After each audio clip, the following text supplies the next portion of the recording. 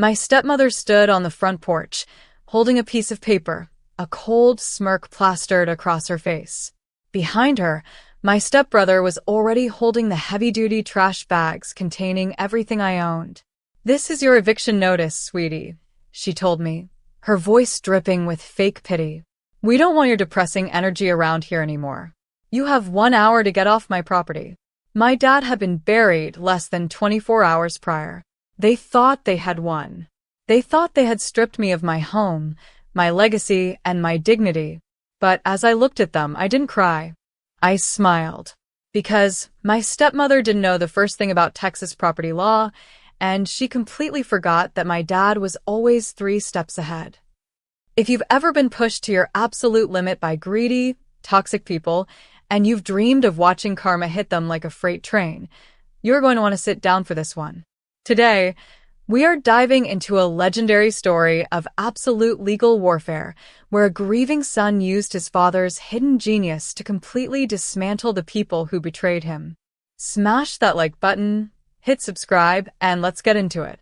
To really understand how I completely ruined my stepmother and stepbrother's lives, you need to understand the dynamic of the house I grew up in. My name is Leo, I'm 26 years old, and I live in Texas. When I was just 8 years old, my biological mother passed away. It was a dark, hollow time for me, but my dad became my absolute superhero. He was a self-made man, a licensed contractor who built a highly successful local construction and excavation business from absolute scratch. He smelled like sawdust, diesel fluid, and honest hard work. When I was 12, he met Brenda. Now, Brenda was charming at first. She smiled a lot, brought over baked goods, and made my dad laugh. But looking back, she didn't see a partner. She saw a walking, breathing ATM. And she didn't come alone.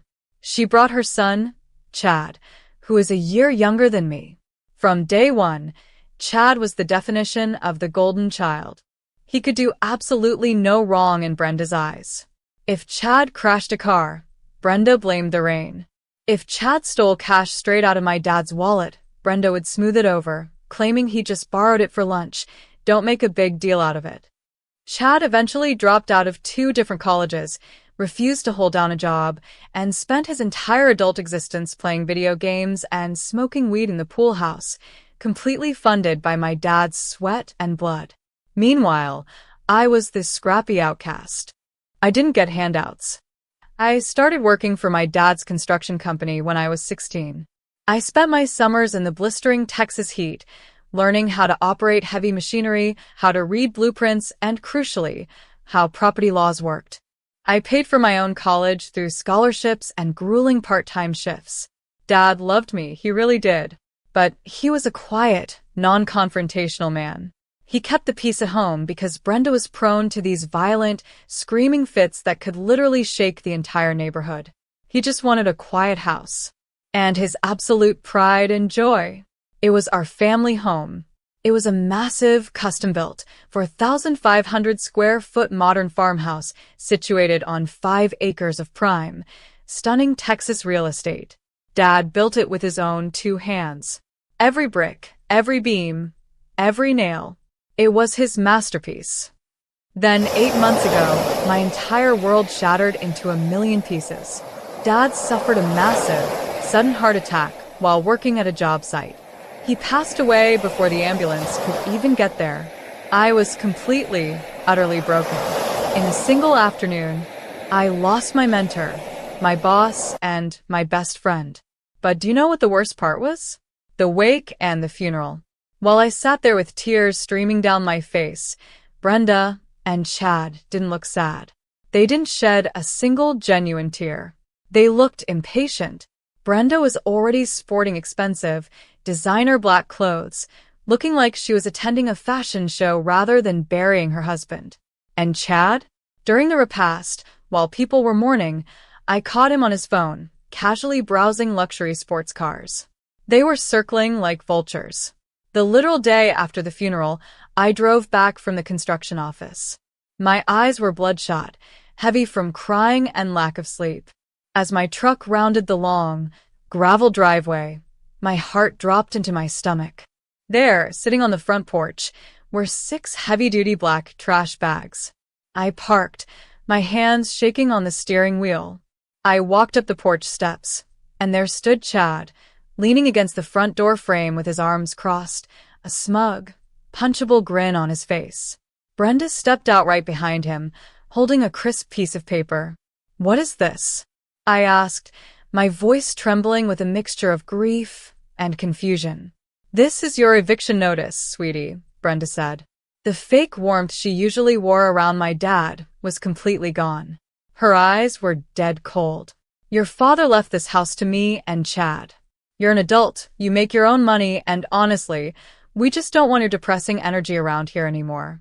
You have 1 hour to grab those bags and leave my property." She thrust the paper into my hands. It was a copy of a basic will my dad had signed 12 years ago, right after they got married. It explicitly stated, "I leave my residential structure, located at this address, and all personal property inside, to my wife Brenda and stepson Chad." Chad chuckled, shifting his weight. "Yeah, bro, time to go. I'm turning your bedroom into a gaming lounge, anyway. Don't let the door hit you." Inside my chest, a volatile cocktail of pure rage and heartbreak exploded. I wanted to scream. I wanted to rip that paper into shreds. I wanted to throw a punch. But then, in the heat of that moment, I remembered exactly who my dad was. He wasn't just a contractor. He was a brilliant businessman. He was a man who never went into a deal without an exit strategy. I looked at Brenda. I looked at Chad. And I smiled. It wasn't a happy smile. It was a cold, calculating, icy smile. "Okay," I said quietly. I loaded my trash bags into the back of my truck, drove away without another word, and immediately called my dad's lifelong attorney and best friend, a man I grew up calling Uncle Mike. When I burst into Uncle Mike's office, I was vibrating with fury. I slammed the copy of the 12-year-old will down on his desk. How could Dad do this? I yelled, pacing the floor. He left them the entire house. He let them throw me out like garbage. Uncle Mike looked down at the paper, adjusted his reading glasses, and then he did something I completely did not expect. He laughed.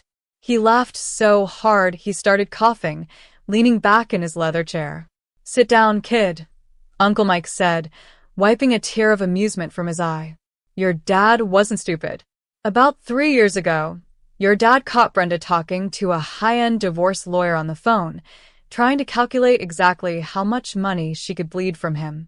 He realized right then and there that she and Chad were just waiting for him to die or slip up." I blinked, stunned. "Then why didn't he just change the will?" "Because if he changed the will, Brenda would have noticed," Uncle Mike explained, leaning forward. "She would have thrown a massive tantrum, sued for divorce immediately, and taken half his business while he was still alive. So, your dad decided to use Texas property law against them. He executed a little maneuver called a severance of estate."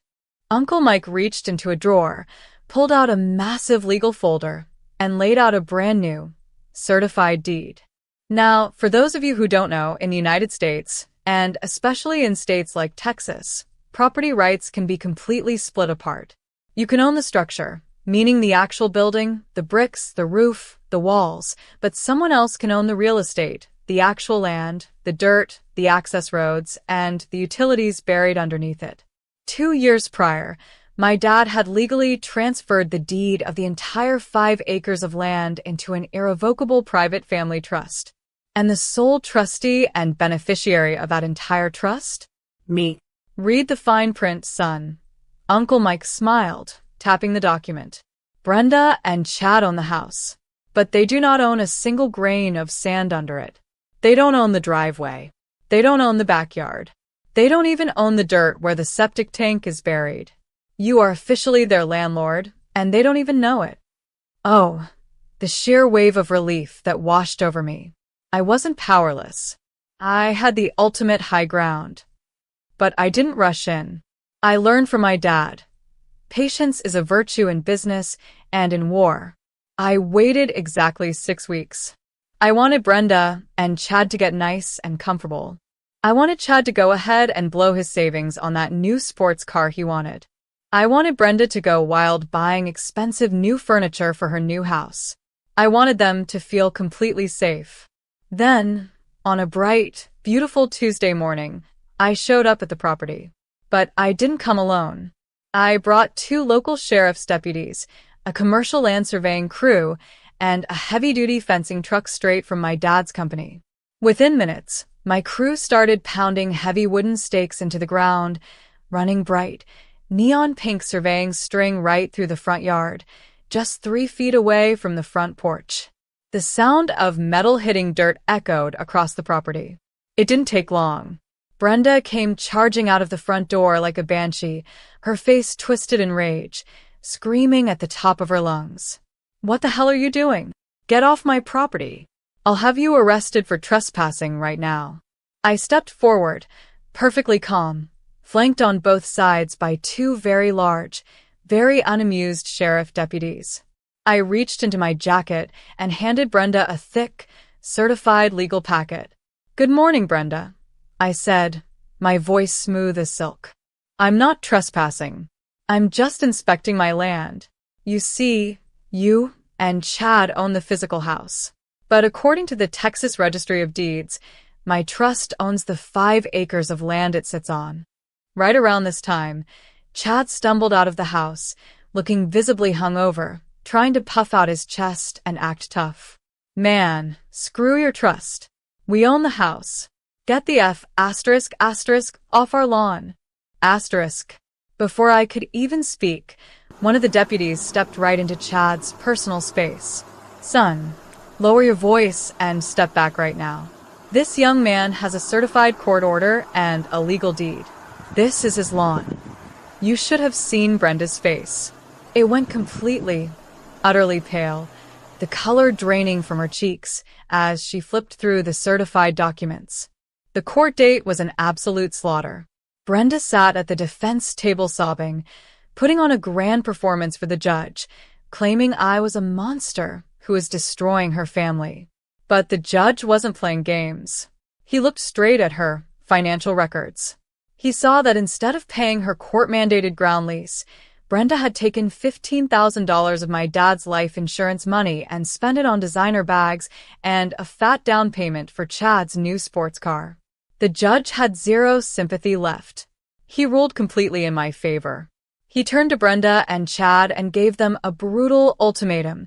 Either pay the $10,000 in back rent plus $5,000 in legal fees within 14 days, or sign the title of the physical house over to my trust to settle the debt. They didn't have a single penny. Brenda had already blown through the cash, and Chad's credit score was so catastrophically low he couldn't even qualify for a payday loan, let alone a bank line. They were completely cornered. Yesterday was official eviction day. I stood at the edge of the gravel driveway, my arms crossed, alongside the sheriff, watching the final act play out. Brenda and Chad were frantically loading whatever they could cram into a rented U-Haul truck. Chad wouldn't even look me in the eye. All that tough guy swagger? Gone. He looked completely defeated, whimpering as he carried out boxes of his expensive gaming gear. Brenda walked right up to me, her eyes practically spitting venom, her voice a harsh whisper. "Your father would be absolutely disgusted by you," she hissed. "You left us with nothing. We have to go live in a miserable, cramped 2-bedroom apartment right next to the highway." I leaned in, keeping my voice low enough so the deputies couldn't hear, and delivered the final blow. "My father is the one who designed this trap, Brenda," I whispered back. "He knew exactly what you were. He protected his son, while you ruined yours by spoiling him. Now, get off my dirt." She gasped, stormed off, slammed the U-Haul door, and tore down the driveway. The moment the sound of their engine faded into the distance, a massive wave of peace washed over me. I turned and walked up the porch steps. I unlocked the front door and stepped inside. It was empty, it was a little dirty, but it was finally completely mine. The structure, the bricks, the roof, and every single grain of the 5 acres of Texas soil underneath it. I'm typing this script right now from the front porch of my dad's house, drinking his favorite bourbon, looking out over my land. I'm going to renovate the whole place, park my dad's old truck right back in the garage where it belongs, and keep running his business. They wanted to throw me out in the trash, but they forgot the golden rule of real estate. In the end, the land always wins. It just goes to show you that greed will blind people to reality every single time. Brenda and Chad were so busy celebrating a victory they didn't earn that they didn't even bother to check the foundation they were standing on. Karma has a funny way of working itself out when you try to build your happiness on someone else's grief. If that story gave you chills and a deep sense of justice, smash that like button right now. Let me know in the comments below. What's the most satisfying, brilliant revenge you've ever witnessed in real life? I read all of your comments. And of course, don't forget to subscribe for more crazy stories just like this one. Until next time, take care of yourselves and watch your step.